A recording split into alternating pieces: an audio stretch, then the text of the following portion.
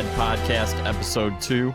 We're back and fired up after Thanksgiving, although for Mason, it's really just a test run for Christmas, which we learned last episode. That's still kind of a hot take I really can't get behind.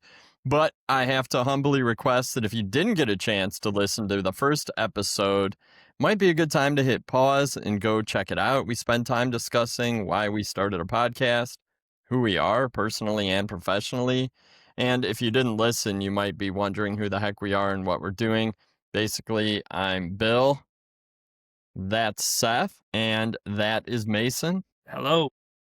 And we're just buddies discussing horticulture and other things every week, which honestly we would do even if I didn't hit record. But if you didn't listen to episode 1, you also might be out of the loop on some of what we talked about last time that might come up again in this episode or in the future. For example, truck stop bathrooms, or why Waterworld with Kevin Costner is the greatest horticultural movie of all time. Basically, we want you to be a GH Squad insider, not an outsider. You like that? I see. I like that. That was good. How's it going, gentlemen? Great. Great. I do want to recap from last week. Maybe the movie The Martian is actually just like a cheap knockoff of Waterworld. That's an interesting thought. I should have saved that for hot takes. Ooh, that's a good hot take. We'll just edit that part out.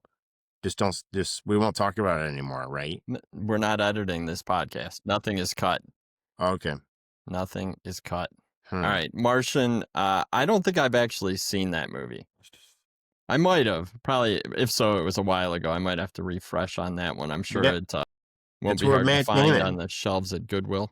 Matt Damon's at Mars by himself. And he has to turn his poop into fertilizer and grows a bunch of potatoes. Yeah, he grows potatoes. I remember everybody that saw that movie was like, when I told them I worked in horticulture, they were like, "Oh, like The Martian?"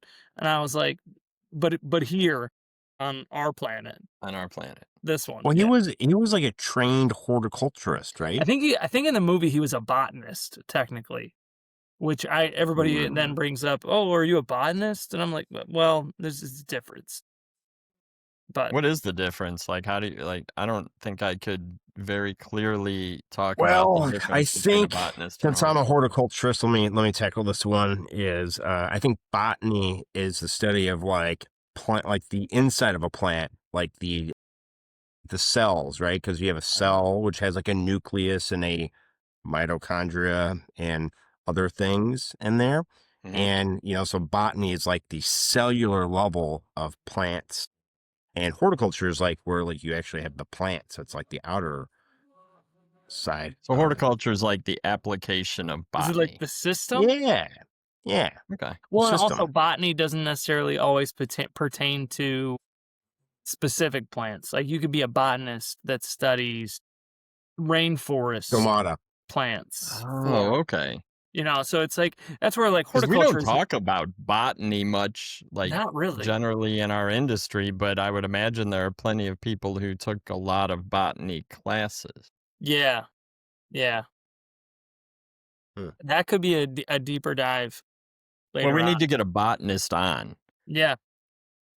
All right. If you're a botanist, comment in the show notes, and we'll have you on to explain the science that you are an expert in. I really hope that Seth's analysis was accurate, and therefore we don't get shredded in any sort of comments here. Or really look dumb, which I think we're probably good at anyways. Yeah. All right. Beyond that, I got a topic. First topic of the day is that Mason put up Christmas lights and decorations on November 15th. Obviously, this is way too early. I think he needs to be held accountable. Mason, how do you justify this travesty? I'm outside of Chicago. It was 60 degrees. If you think that's too early, enjoy putting up Christmas lights when it's snowing and frigid out. That's all I got to say for my haters. I think putting up Christmas lights when it's freezing is kind of a rite of passage and shows the toughness of us Midwesterners. We did decorate before December 1st for the first time, I believe, ever. We decorated yesterday. But I did not put out the outdoor stuff because I'm waiting for an ice storm. You want to put it up in the ice storm? Yeah. And then I want to chisel them out of my frozen gutters at the end of the season. Didn't you put your decorations up before the 15th, Mason? Some of them, but not the lights, I don't think. Mm. But I will say that this past weekend we got a pretty decent. Seth, I know you're not too far from me. The winds on Wednesday, rough, Mm. and blew some of my lights into a little disarray. Mm. And Do you have any blow-ups? I have Like, do you have any one. of the blow-up characters? They didn't blow away because I haven't staked in, but Minnie Mouse, she basically got like her forehead got lacerated, and so now she won't blow up completely. So I'm on the hunt for another Flapping in the wind. kinda. And then we got a bunch of snow this past weekend, and I tried to like get all the inflatables up again, and they're sad. So yeah, but it's not too early because I mean, you think about it, like I imagine most people are shipping some sort of poinsettias immediately true. following Halloween. Halloween, So yeah. I'm just in the spirit of the season with the industry. That's all. That's Yeah, you actually fair because right after, actually, it would have been the week before Halloween, we were at a greenhouse that was shipping poinsettias to Trader Joe's starting the following week and like weekly shipments throughout the entire season after Halloween. So I guess that's true in keeping with the industry's calendar. You were not early. Might come around on this. I live and die by the industry calendar. But do you have a real tree or an artificial tree? That's the question. I definitely have an artificial tree. Seth, artificial or real? Oh, sorry, I have to take a phone call. Well, let me just say that question. I have a real tree. We put it up yesterday, and it's beautiful, and our house smells of pine. You know, that's a fire hazard, right? Like, It's not. I have it LED could be. lights on it. What's Although, the like, They don't think- heat up like the old ones. The old glass ones, Yeah, I think well, that yeah. was probably a fire hazard. I'm asking for a friend. My lights But are of course, pretty back big. then with the glass ones, everybody was puffing Marlboros in their living room anyways. So I think maybe the greater fire hazard was the overflowing ashtray next to the Christmas tree. Yeah, that's probable. Yeah. Hey, Seth, do you have any idea of what's more sustainable? Oh, 'Cause, why like- would you? Don't bring up sustainability in Christmas trees. Well, I mean, I'm guessing the real Christmas tree is probably more sustainable. We do have a we've always done an artificial tree though. I grew up with artificial trees, but then I married into a live tree family, and I actually like it. I was completely converted after year one. They're kind of expensive though, right? Like how much is a Ooh.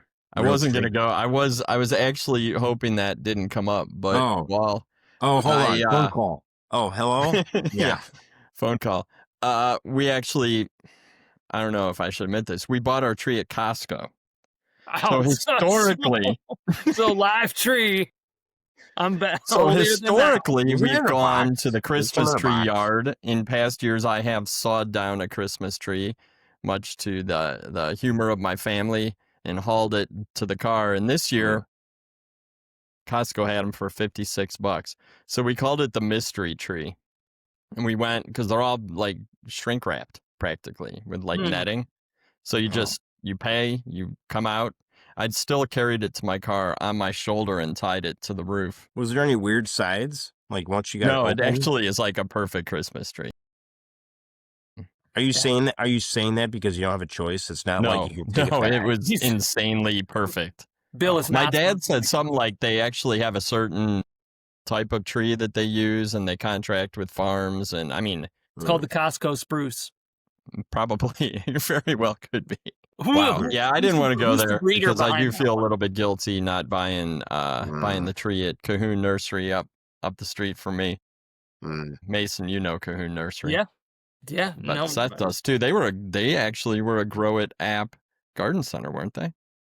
I think so. For a little bit, they were. So anyways, no. Good I folks felt there. guilty, but I saved $125, which we can put toward. I told the kids, I was like, either you get Christmas or we go to the nursery and buy a tree. Wow, $126. Is that what you get away with for Christmas? I That's was pretty gonna awesome. say. Not even close. Not even close. Santa's shopping at Five Below. Yeah. Christmas is. Can we go back to the holiday thing though, real quick? Because I do You're want still to in it. specify that even though the industry and retail, right, like retail drives Christmas, like starting in like Halloween, but I just feel like we should like savor each holiday because otherwise, basically, you're gonna have like, you know, Mother's Day, and then like the next holiday people are gonna celebrate is like Christmas, and you're just gonna skip everything in We between. And we have I want to Memorial Day in savor, there, I want to like savor, Memorial Day. and then I want to savor Thanksgiving, and then it's time for Christmas. I agree. I don't want to just skip right over Thanksgiving. No, Thanksgiving is a wonderful holiday. Yeah. Possibly And the best. And if you savor each holiday, then there's a horticultural opportunity for every holiday, right? Like you should have a plant or cut flowers for Halloween and Thanksgiving What's and Christmas, rather than just skipping all three and just going for one poinsettia. what's your horticultural perspective on Thanksgiving, Seth? What are you out We there? discussed this last episode. Dried arrangements. I did a cut flower. Mums. Cut flowers. I did a bouquet. I will say So my birthday was the last time we recorded, and Alex bought me a bouquet of cut mums. So we That's had nice. those out. They were burgundy. So Perfect. yeah. Perfect. That's a perfect Thanksgiving horticultural gift. I'll put it this way though. Is the other reason is that, like, I don't know, we got toddlers. Toddlers get Christmas. I think we're starting to get Christmas. But if I try, I only got so much bandwidth. If I'm like, hey, listen, there's Thanksgiving in here too. They're gonna be like, you're gonna make us eat a bigger dinner than you already try to make us eat every night. Like, I don't. What's That's actually a good point. football Sunday comes on a Thursday? I don't get it. So yeah, no, that's where my toddlers would be. But I hear both sides. I traditionally I grew up in a household that was like no Christmas until after Thanksgiving. I don't even know if we put up our tree till like December 12th. But to your point, Bill, we were split. I remember from like ages like 0 to maybe 10, real tree. And then my mom was like, I've had it. And she went, as my dad says, toilet brush tree. And we've never looked back. And then I was the guy, the frugal spender that I'm always shopping for the next tree. So the day after Christmas, I'm buying my tree, and then I wait 4 or 5 years. I even went a couple extra years. I replaced 2 years ago. I replaced over 100 lights, those little toot, toot, toot, toot, on a tree. So Wow. just to Okay, save, that's just to save a few commitment. bucks. Yeah, All right. We can maybe agree to disagree on this one. fair. But one thing I don't think we'll disagree on is the fact that we want listener feedback and for this to be a dialogue with our dear listeners. And Seth wants to introduce a segment called Ask the Old Guys. And although I don't necessarily think any of us are old, we have been in the industry a long time. Maybe we are old. But the real idea here is we solicit listener and viewer questions and kind of riff on them each week. But I'm going to turn it over to Seth to explain this idea. And then after that, I actually have a question that is really not in any way listener submitted, but one that industry veterans can always discuss. But first, let's hear your vision, Seth. Yeah, no, look, it's really, we're not old, but we're older. Well, Fair. me and Bill, maybe not. Wait, I was going to say, am I roped into the old guys? No, you're Oh, I kind of didn't an in think so. between. Like some weeks where we don't have a lot of questions, you could probably ask a question because Oh, okay. But it's not about an age thing. Maybe it's experience, right? Like collectively we have a lot of years of experience, and then Mason's the only one that started planting plants when he was like 2. So, collectively we're all have actually Mason probably still wins in overall horticultural experience. We have decades and Oh, yeah. decades of experience.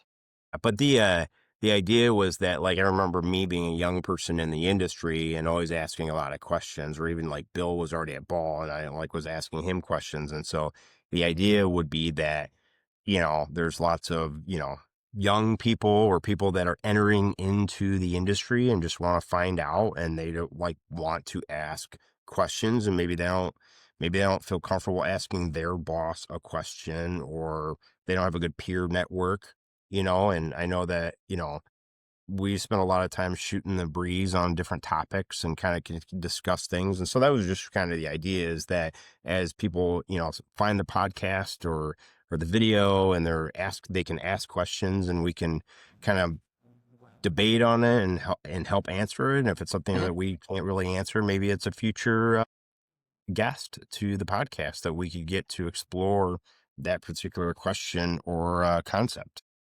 I think it's a great idea because our industry has a lot of, I guess, nuance and I guess historical reasons why we do things that might not always be completely understandable to someone who's new. There's a lot of, I mean, we're not going to dig into technical topics, but there are a lot of, why is it done this way? Which I think is good to question because maybe, I mean, if the answer is because we've always done it this way, that's maybe not the best answer, or it could be a very valuable answer. So I like that idea. I will always solicit listener questions, and if you want to tag it, Ask the Old Guys, we will, I guarantee we'll have thoughts on it. I mean, Yeah, I'm pretty sure there's no topic that we won't have thoughts on. and then if the segment goes really well, we could get like someone to draw pictures or caricatures of an older version of ourselves and put it together, right? Just like the logo that you ChatGPT had. will do that. Yeah, Then like it flashes over the screen like "Ask the Old Guys," and then like the caricatures of your faces that are old, right? I like it. Like the old guys in the Muppets, which is Yeah, actually an old guy reference. And yeah. All right, I here. love a Do you want to hear my mup. question? Yeah, All right, the question is, why does our industry still do California spring trials as a large scale event every spring? I think we've all been involved in spring trials or even pack trials back in the day in some way for a lot of years.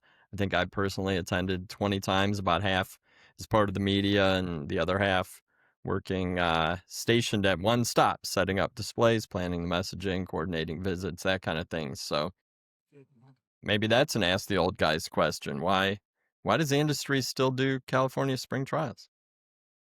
What should you also first say what California Spring Trials is? Sure. Because I'll there's tell a you lot how of I people that describe it. It's Fashion Week for the industry. It's I when, always say the auto show.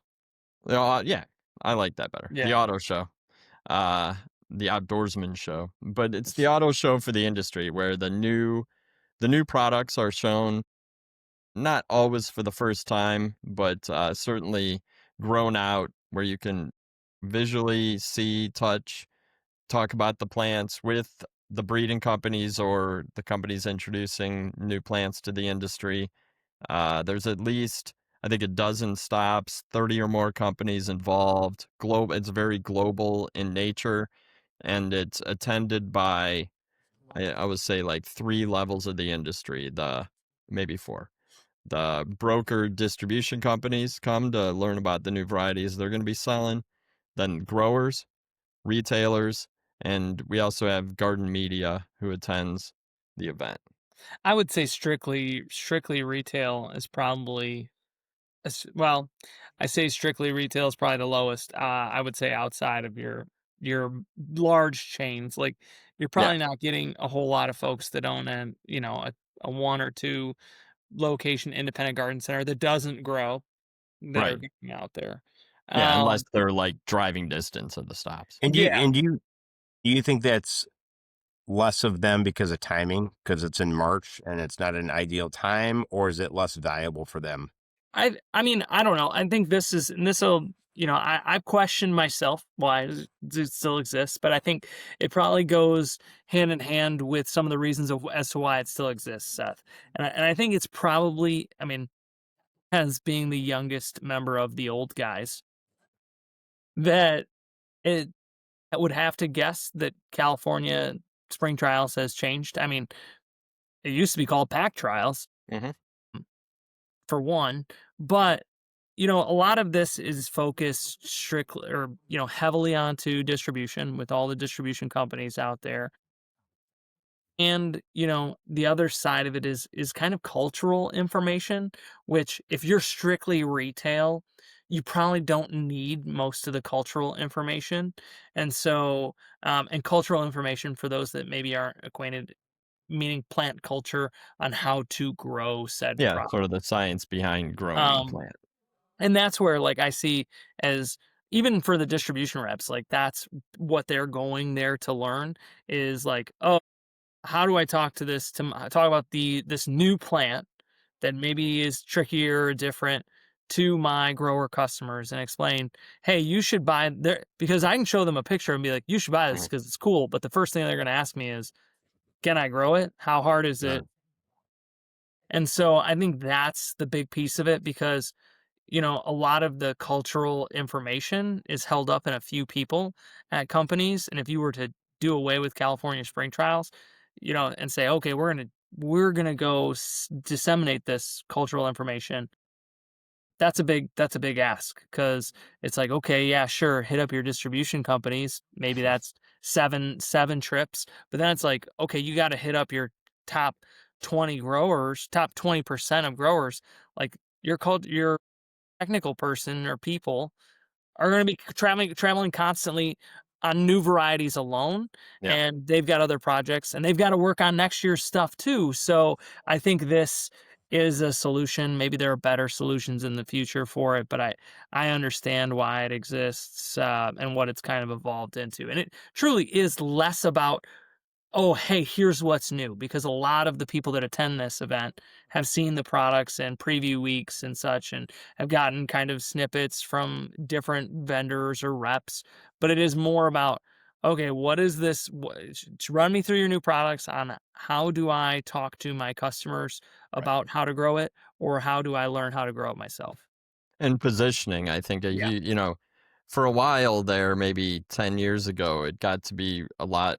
I considered it more of a marketing show. Yeah. But then I think it was pretty clear that there are other opportunities throughout the year to see a 16-inch pot of one variety that looks perfect, and instead it's about, while I'm thinking about my, for the distribution companies, while I'm thinking about my customer and what they need, here's how to position a handful of the new introductions into their specific program. Uh, Maybe they're yeah. looking to extend the seasons earlier or later. How can I find new products that fit those needs? And then, as I always say, a lot of the introductions are upgrades, and they're done very purposefully, and they're explained what the upgrade is. It's not just another, pink petunia. It is a better pink petunia or better for a specific use. So, and I think that showcases the breeding. So to me, it really is a breeding showcase of things that really smart people have been working on for a heck of a long time for a specific reason, and not just for not just another Me Too product. Yeah. And I think your marketing, it's easy to spend a lot of money on the marketing side of things, and not to say it's not important, but I think your crowd there is going to be your spend isn't going to go as far as, the high quality information that you have.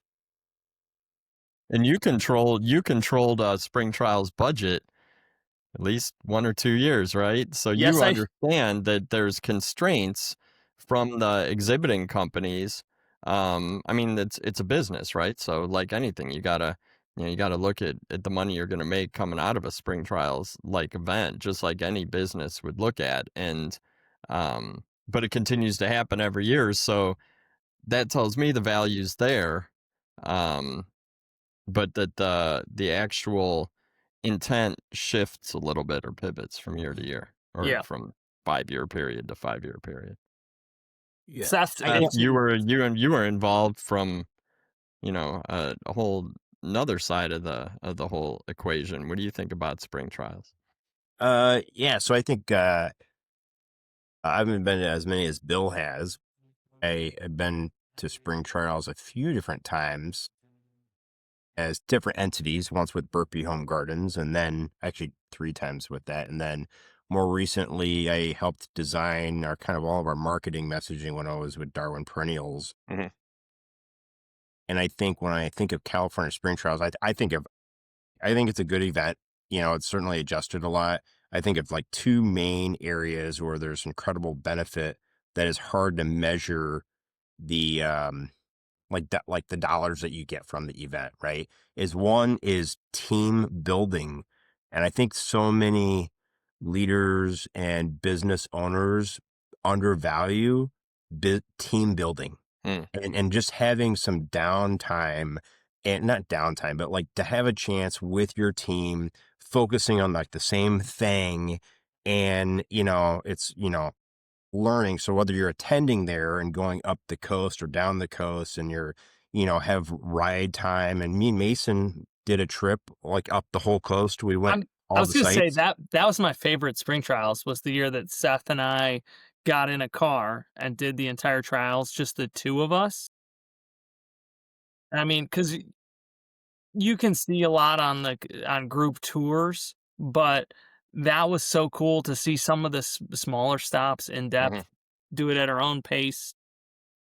So, I don't know, And then I gotta believe the conversation when you left the stops is as valuable or more valuable Yeah. than the conversation you have there. And that Yeah. I think gets to the point you were making, Seth, is that opportunity to discuss the plants with people, Mhm. when you actually have some time to talk And then about it like and you're also not on like the road. if you're exhibiting, right? Like you're building these displays, and then you're talking about it and you're presenting it, and then like people walk away and you're like, how'd I do?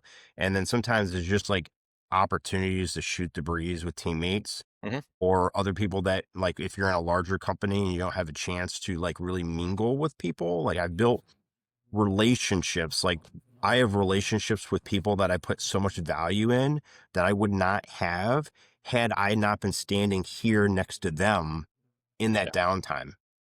Like I've been able to gain, and then it's like, you should come with me to this customer or vice versa, right? So then you build all these other opportunities and relationships just from standing next to this person at spring trials. And so I think that, and the timing is it's like it kicks off the season, right? So like, I think we also have to remind ourselves that our industry is hard and the Mhm. seasonality is hard, and we're all like driving as hard and fast and as much as we can. And then as a leader, you have to find opportunities to then give your team a chance to like do a sigh of relief and like get ready together. And then what spring trials is like, all right, now we're ready to go. Like you have this great experience, you're interacting with people on a different level than the day to day. And then it's like, okay, next event after that, next event, Yeah. trialing season, summer season. And then it kind of kicks it off for the whole season. No, that's true. And I think and then it fits into the timeline, like the cadence of the horticultural year, right? Because you leave spring trials and then you get the opportunity as a grower to trial the plants that Mhm. you're going to be growing the following year. So you're seeing these plants 2 years before they're going to make it into a home garden, 1 year before you're going to put them into production. And in theory, the companies introducing these plants have put all the research in up front, but there's still a level of, I got to try this new plant before I feel confident in putting in 10,000 of them in my greenhouse. So, Yeah. And the other aspect that I think that I found really useful is that because it's the start of the season, it gives you a chance to kind of see what positioning people are mm, interested in. Or oftentimes you would be thinking that like, oh, like this is what people are going to be into. And then they get there and they start interacting with it. Like, so, for example, we had this agastache that we introduced a couple years ago. And in California, the hummingbirds were like all over it.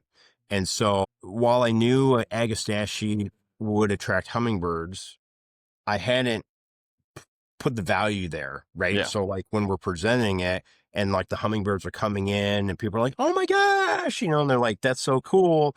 Then after it happens a couple times, I'm like, oh, and then you start to talk about that aspect even more so. And then, the more we talked about it, more people connected with it. And so like there's this whole, and then I was like, okay, like let's start talking about more hummingbird friendly plants, right? Because people are more interested in hummingbirds than maybe other pollinators that might sting you, and so, I think that as an aspect of by having an opportunity to kind of run a trial of messaging and kind of talking through things, you can find benefits of something that wasn't even on your radar. And you would never have that if it weren't for California spring trials. It's true. I love hummingbird honey. I'm also a fan of the pollinators. Let's skip over that one. I don't. But when someone with a really good camera gets a really good shot of a hummingbird on a plant at spring trials, it goes into every catalog and every magazine. So Yeah. a bee, not so much. On that note, Bill, that because I guess as the younger statesman, or I don't know, whatever word for opposite of elder statesman. I know aside from cost, like I always think about this, is that, California spring trials is different than probably what it was. And as you stated, the marketing side is kind of taking a backseat to some of the other stuff. Not that it doesn't still happen, but I often wonder, why, from a consumer perspective, like we don't have something like that. I mean, I think that you have the Philadelphia Flower Show and the Northwest Garden Show, the one in Seattle. Apologize for butchering that, you guys. And there's gardens and stuff, but I don't think that a large portion of that and being involved in those things for a few years, and they're not out there talking about the new varieties. It's basically just come look at the flowers, and it's a bunch of bulbs. Bulbs are great, nothing against them, but like, how do we take some of this of like, because that's what the car shows are great for. Yeah, you can go sit in that car. And the consumer comes in and they're like, oh, and it's like, oh, here's a prototype, or here's the 27 lineup. And it's like, that's coming next year. That's so cool. And like, they get feedback from consumers is like, oh, Bronco would be awesome if it had a heated sunroof. I don't know, I'm just making things up. Right. No, I know. But that's where like I don't feel like we do a great job of that, and I understand that it would be hard to do that at like a singular location, national level, even a car show. That's hard. But you have Detroit, you have Chicago. How do we do some of that to get people more interested? And I know that some go to like AAS trials, that are in botanic gardens, but we're just scratching the surface. Now, I often wonder about that, is that we do a good job of previewing plants to our own folks, which is important. But if we really want to generate some consumer excitement, how do we get the word out there about what we're doing? Could we charge people for it? Could you like in this? But who charges? Who does it? Because right now, California Spring Trials, I think, is organized by American Hort, or it was. No, National Garden Bureau now. Okay, because I haven't gone in a few years. Yeah. So National Garden Bureau, they have a consumer side, which is the National Garden Bureau. That to me is the connection, is National Garden Bureau, and they do bring maybe 6, 8, 10 garden communicators to spring trials, and they do social media, they blog. But the disconnect is that you're 2 years away. Yeah. And that's where I've always seen, in my head, I'm like, man, what a great opportunity to show off these new varieties to the gardening public. But, the pinch point there is they're going to say, oh, where can I get them? And the answer is, well, two problems. One, you can't get them for another 18 months. And the second problem is we don't really know where you can get them because growers choose the varieties they want to grow. Well, maybe I think you could create like an overall general excitement about new flowers coming to market, but is there going to be, will the plant introduction and breeding companies care that much because their individual variety name isn't going to be like Well, but is that chicken or that the egg? That's what I would hero. argue, is that how do you create demand for a product that a consumer doesn't know about? And then the growers will argue, well, there's no demand for this. And it's like, well, yeah, but your consumer has no idea about it. Mhm. So, and I think that's where there's a ton of new products in this industry that just never take off. We did a webinar for Extension Master Gardeners as part of Niche, the National Initiative for Consumer Horticulture, Yeah. and it was called "Where Do Plants Come From?" Um, and I had reached out to Katie Rattel at Ball to get me. I was like, "How many varieties did you introduce last year?" Yeah. Like I was like, and it was in the hundreds. I would say And probably 200 plus. I think that was like fraction, including improvements. Like so, Okay. every new thing that's launched. And there's hundreds and hundreds, and that's every year. And if you were to ask the consumers how many new plants get released every year, Yeah.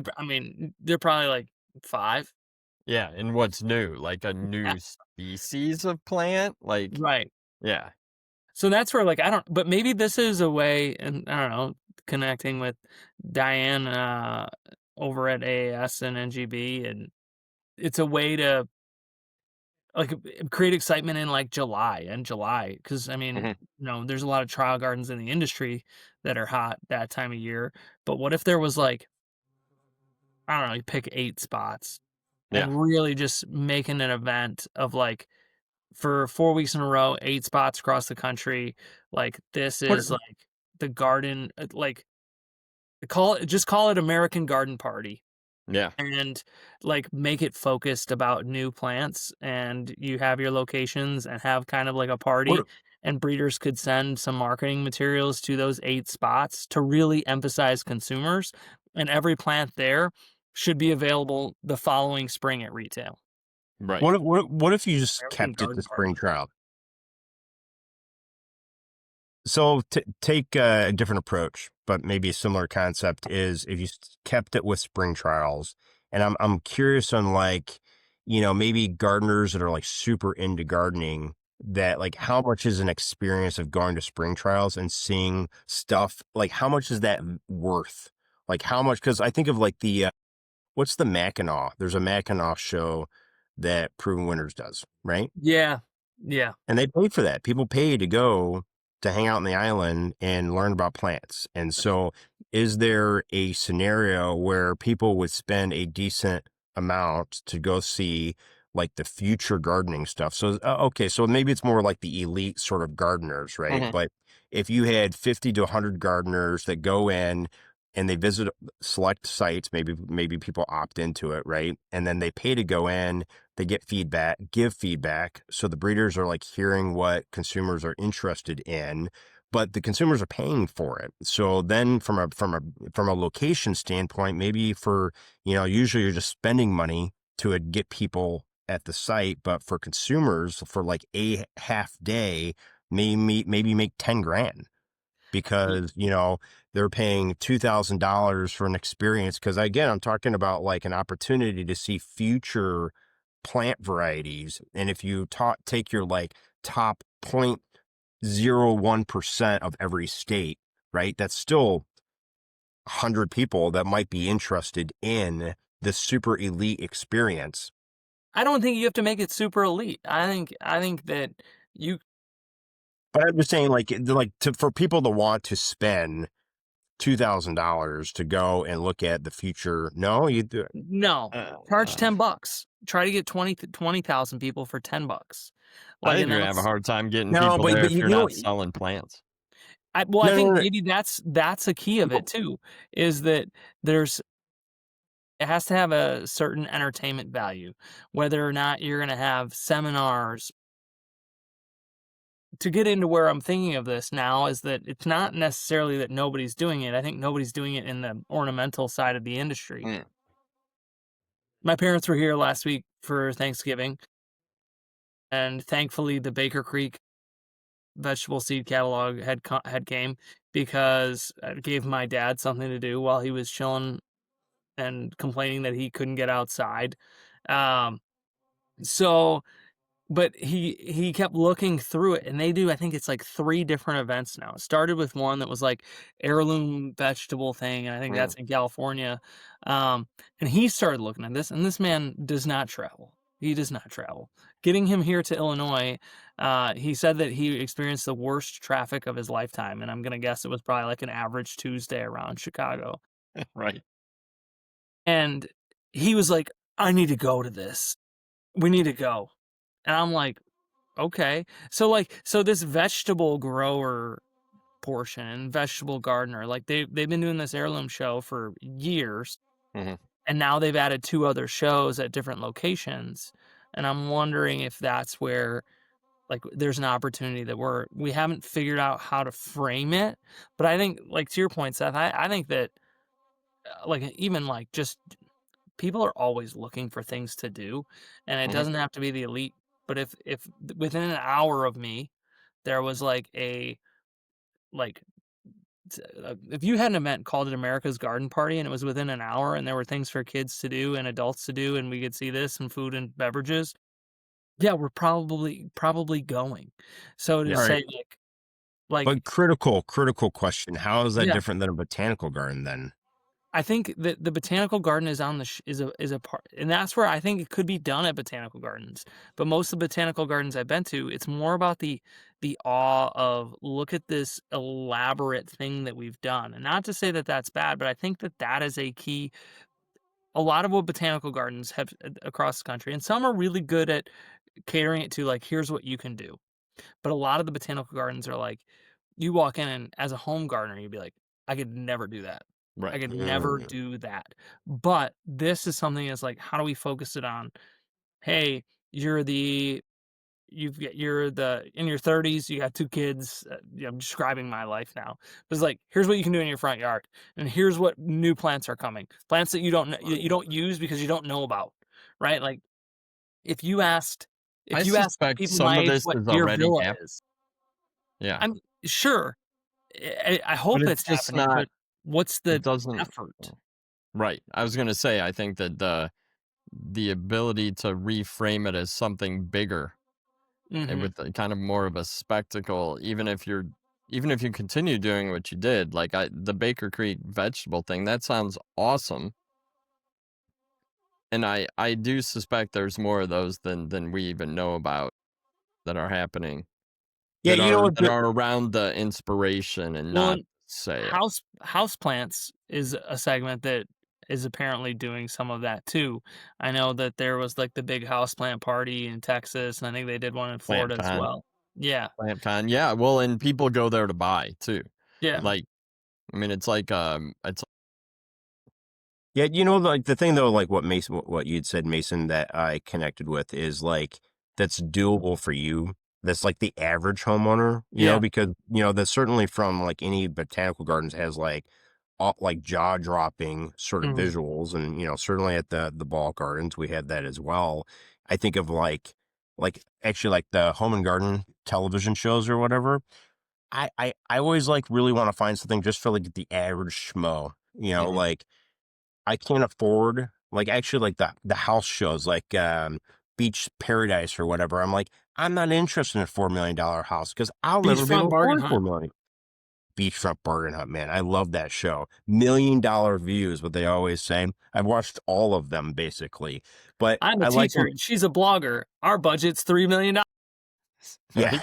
Yeah. So I hate those. I want give me a budget of like 300 grand for a house that like is okay. You know what? I could afford that sort of thing. And same thing for the landscape. Like if it's like, I want to see landscape shows that like I could actually do that doesn't involve a 100 square foot patio made of I was about to marble. say that doesn't involve stamped concrete and pavers Fountains. that Yeah. fountains. So Yeah.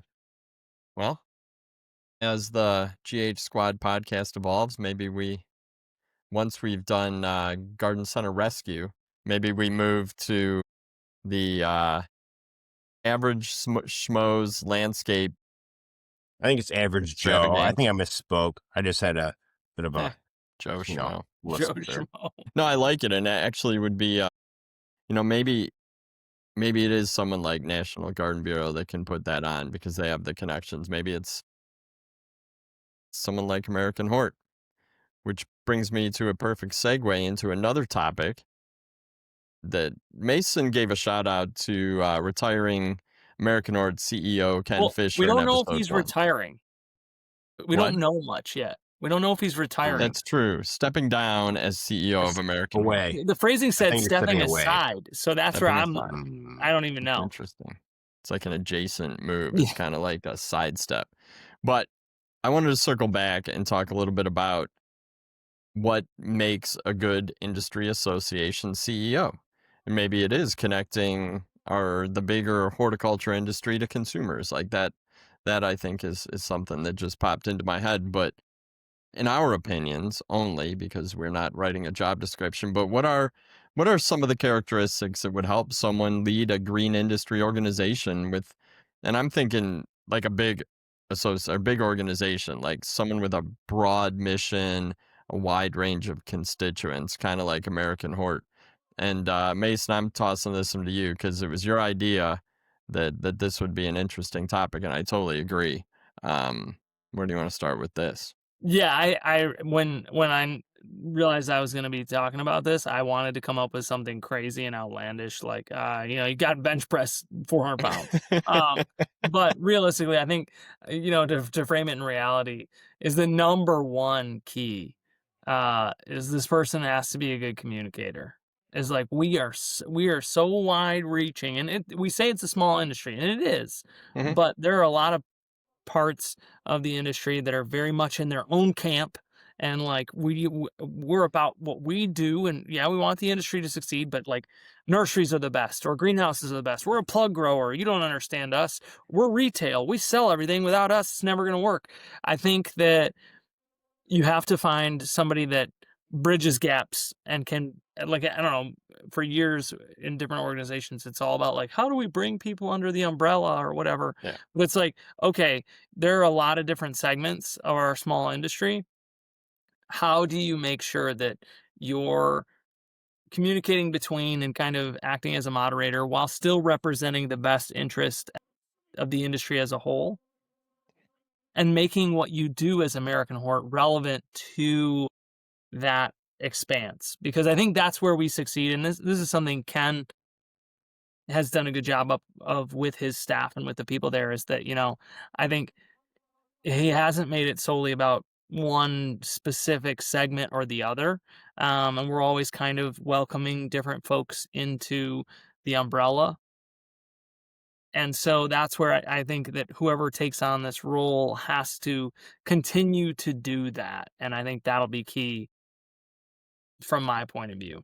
Can I jump off of what you just said with the communication skills? I think along with that communication is the listening and understanding, like truly understanding the needs of the constituents. Because I think what Ken did a really good job of was create products ideal for our industry.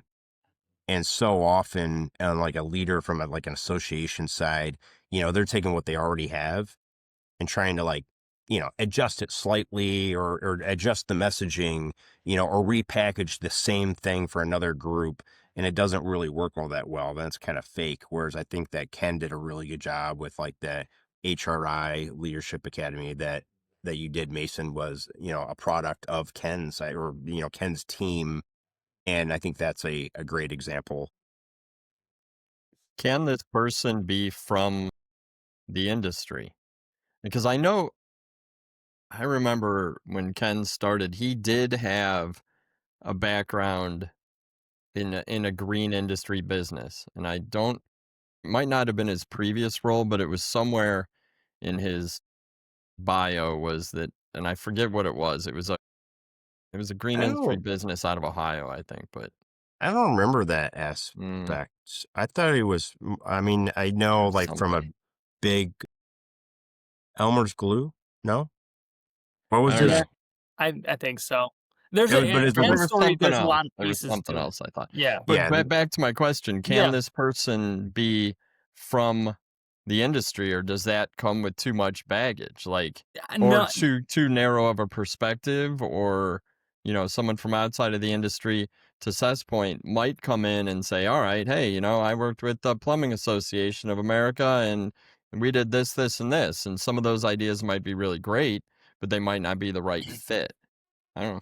I think it can be. I think that having that on your resume doesn't mean I think that there's a lot of explaining and to be done about, okay, you're from this side. How do you get rid of that bias or whatnot?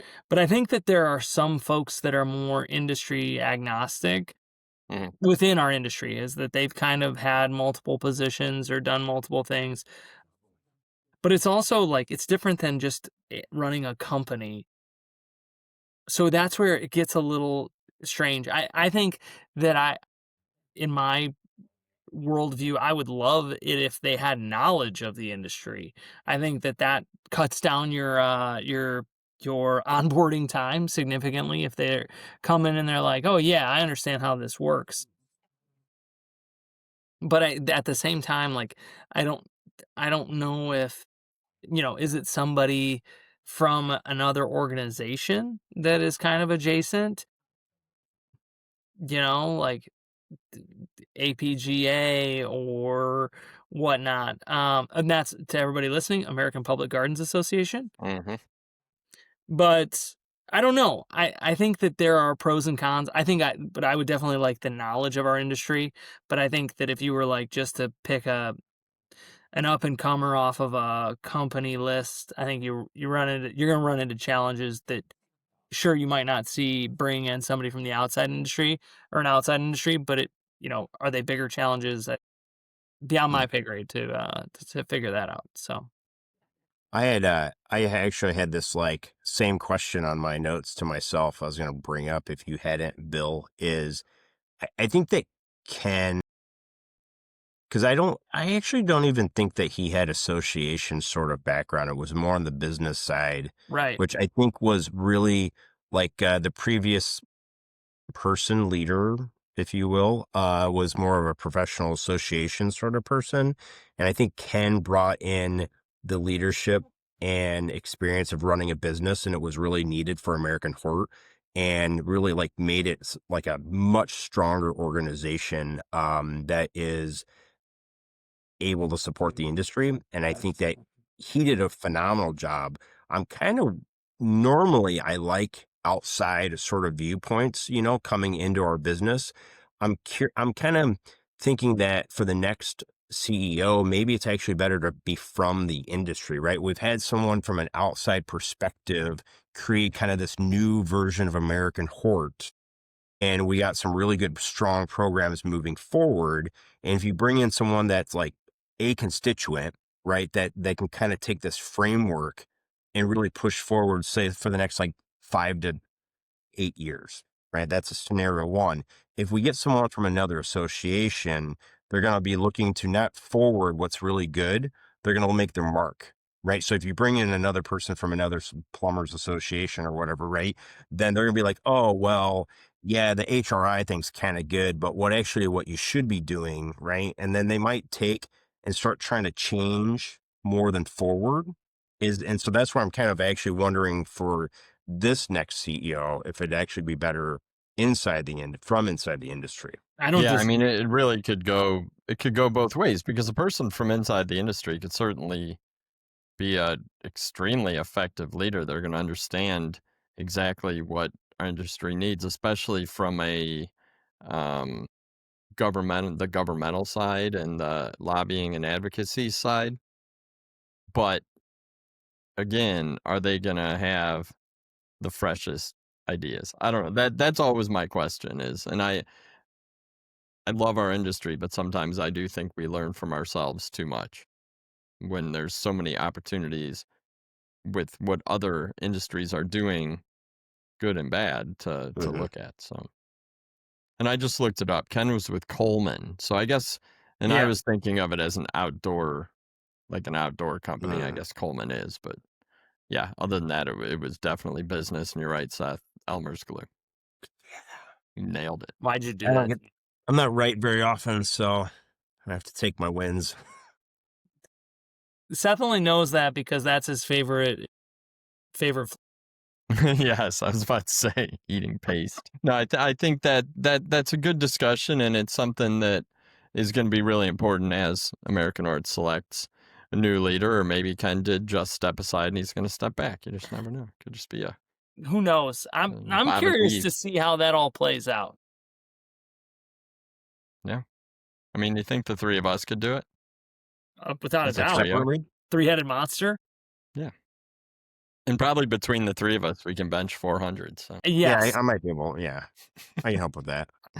I think That's if the good. three of us were put in charge of American Horror would last another 3 weeks. Oh wow! But it'd be Wow. fun. Yeah, it'd be It'd great. be fun. It'd be It a would be a wild ride. fun. We could have America's Garden Party, and then we're out. Just Then we're mic out. drop later. Mic drop. We'd be really good at spending money. I like it. And that's cool. So I think it's come to the time when I would like to do shout outs and hot takes. And again, I want to try to do this every episode, assuming we came prepared. Shout outs are to recognize something cool that we saw or heard in the past week. Hot takes are debatable or controversial issues. We can start with shout outs. Who has one?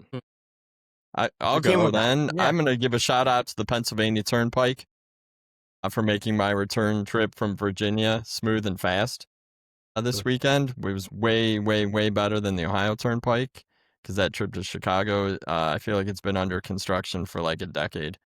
Ohio Turnpike sucks. Pennsylvania Turnpike is amazing, and we were going pretty fast. Anyone else have a shout out? Like speed limit fast? Perhaps. Okay.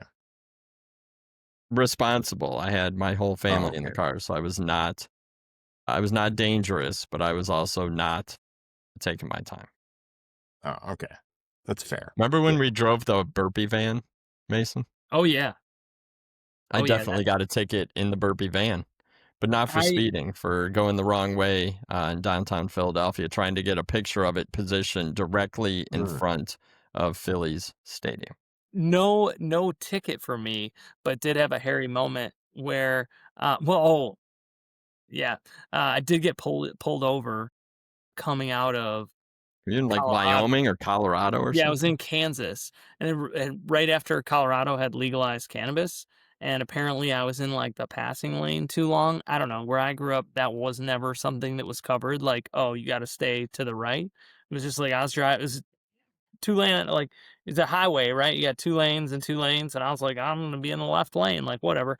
And they pulled me over, and I had to sit in the police car, and he grilled me on questions, and then he went and looked at the floorboards, and he was like, "Why is there this much space?" And I was like, "I don't know, man. I'm fresh out of college. Please don't take me into jail." The van was retrofitted to put racks of plants in the back and deliver them to food deserts. We're doing a good thing here.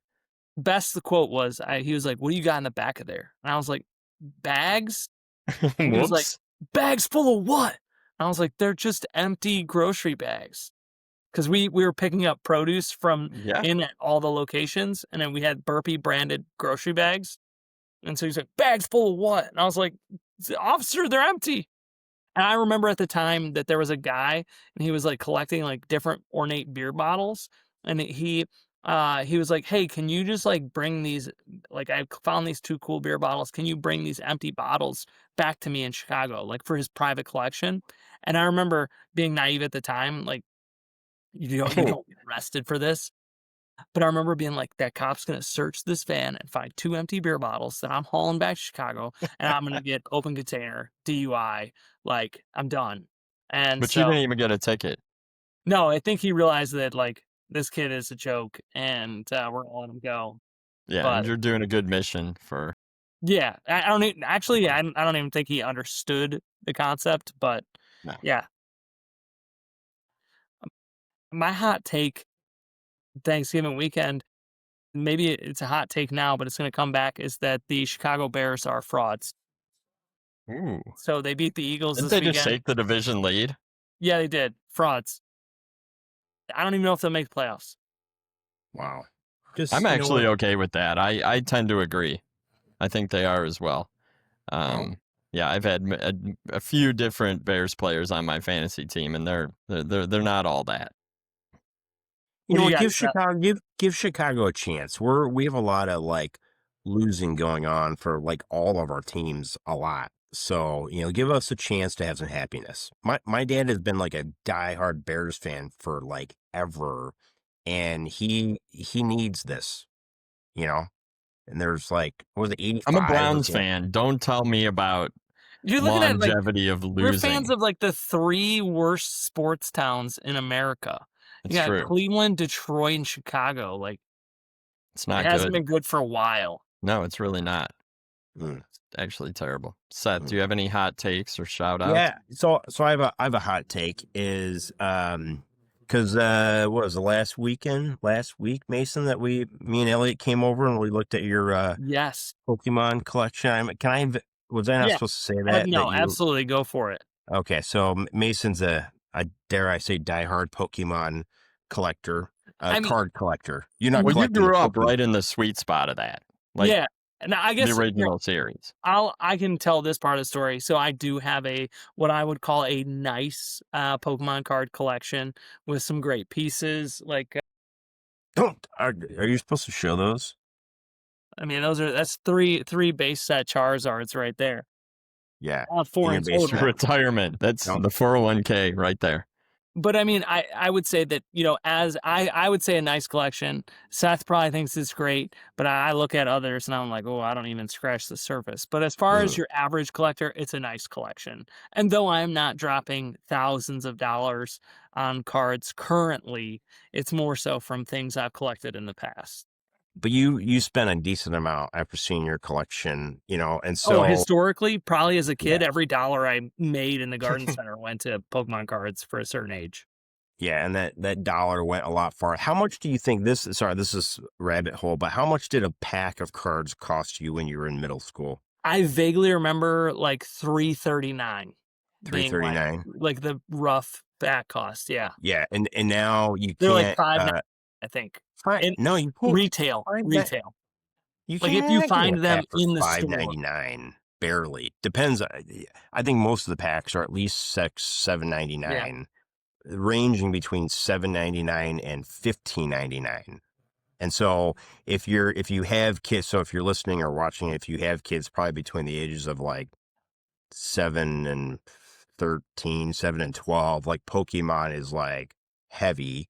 And then also if you're listening to this and you're the ages of like 31 to 40, you also might be super into Pokemon, right? So It's true. like, it is. And that's where like, you start to have some disposable income. So it's actually, there's the Pokemon, like all of these people Mason's age are like super into it and they're spending a ton of money and they're like, basically like you can't get Pokemon. You can't like roll up to Target and just get a Pokemon package anymore. No, because people with, 6-figure Mason. jobs have bought all the boxes as soon as they arrived. It's not even that. Some people have made whole jobs out of just buying the cards and then reselling them. Or just opening packs on YouTube.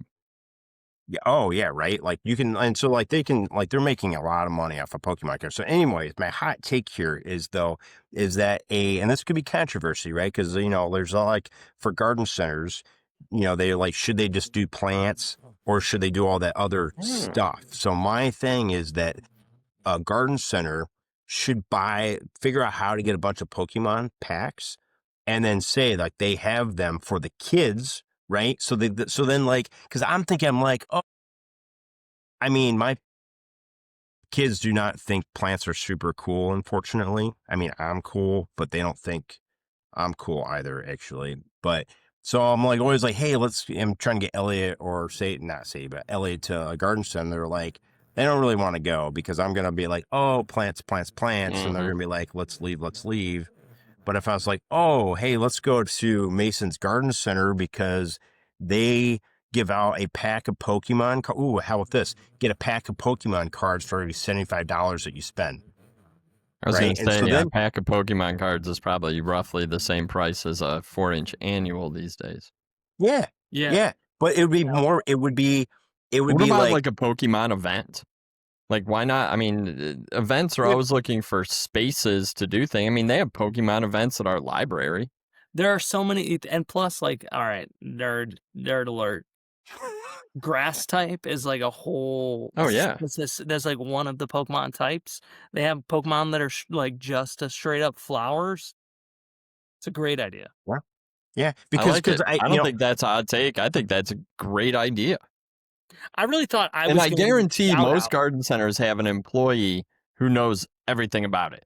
they probably do. And if you were to say, hey, we're thinking about doing a Pokemon event at our garden center, or, you know, doing a thing with PAX or some sort of a promotion, you're going to have someone who's like, I'm in, Yeah, I'm the guy, I'm the leader. yeah. Let's make this Ooh, happen. and maybe also like this would be a great thing for like sporticulture to take a look at, because I think you could get like a Pokemon themed pot, like to be like, oh, Yeah. there's an idea. I mean, if you can license the Tampa Bay Buccaneers, you can license a Pokemon.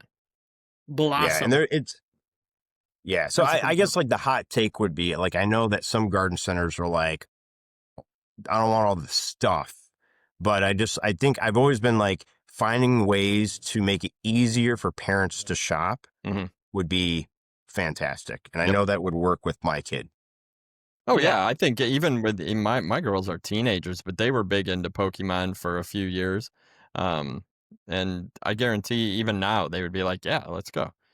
I mean, my youngest is big into anime, and we go to a lot of those conventions and stuff. And yeah, I mean anything like that, but a good way to get parents of kids into the store with the kids is never a bad angle for actually probably finding new customers. No, Yeah. I love it.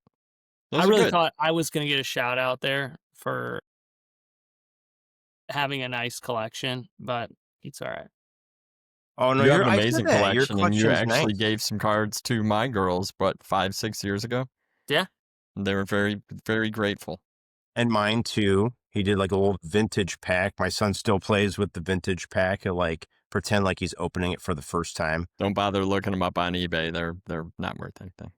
Well, you know, I kind of thought when we were going to come over there, you know, he has 3 Charizards. So I thought kind of like, you It's know, like, here, he look might at just be like, these.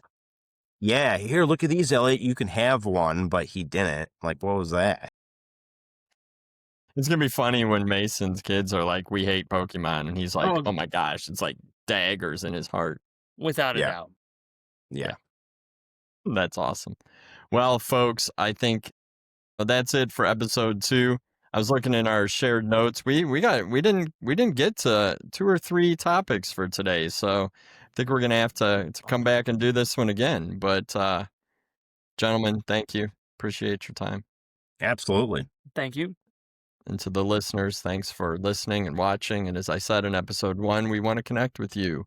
Please comment on what you like, comment on what you didn't, throw out some ideas, topics to discuss, question for Ask the Old Guys, thoughts on Pokemon and vintage collectibles, because they are vintage now, right? I mean, technically 25 plus years. So It's, last year was the 25th anniversary. there you go. There you Grab a jar of your favorite flavor of glue and give us a listen. For sure, for sure. And you can find us on YouTube and Spotify at GH Squad Podcast. The best way to get in touch, find out what we're up to, is by following us on Instagram at GH Squad Pod, or reach out to us individually. You know where to find us. And lastly, be sure to like, subscribe, and follow so the almighty algorithms shine upon the squad. Don't be a cheeseburger. Don't be a cheeseburger.